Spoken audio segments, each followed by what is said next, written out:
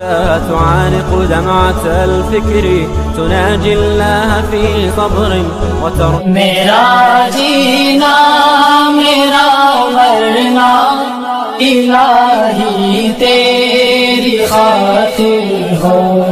अस्सलामु अलैकुम वरहमतुल्लाहि वबरकातुहू। आज हम बात करेंगे कि अगर आपको कोई परेशानी है, आपको कोई मसला है, आपका कोई भी काम रुका हुआ है, आपके किसी तरह से भी कोई रुकावट है और आप बीमार हैं और आपको समझ नहीं आ रही, डॉक्टरों को समझ नहीं आ रही और हर तरह की ज़िंदगी आपकी दरम बरम हो गई है, सर से पाँव तक आपको टेंशनें पड़ गई हैं, तो उस सूरत में आप ये ख़ास एक वजीफ़ा जो अल्लाह के नाम है आपने वो करना है। और ये सुन्नत भी है, आप सल्लल्लाहु अलैहि वसल्लम भी ये पढ़ा करते थे।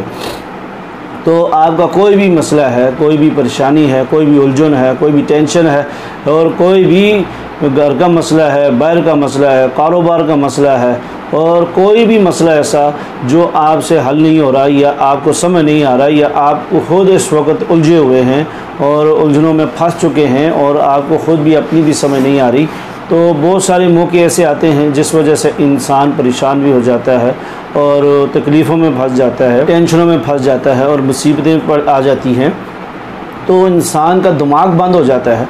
तो उस सूरत में आपने ये वजीफ़ा करना है। और ये जितने वजीफ़े हैं हम अक्सर वजीफ़े नमाज के बाद बताते हैं, क्योंकि नमाज पढ़ने से भी इंसान की परेशानियां हल होती हैं, मसले मसाइल हल होते हैं।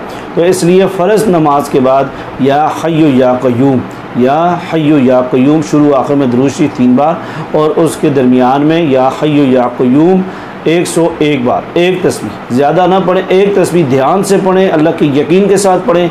इंशाअल्लाह आपके हर तरह की रुकावटें, परेशानियाँ, मसले मसाइल अल्लाह पाक हल फरमा देंगे।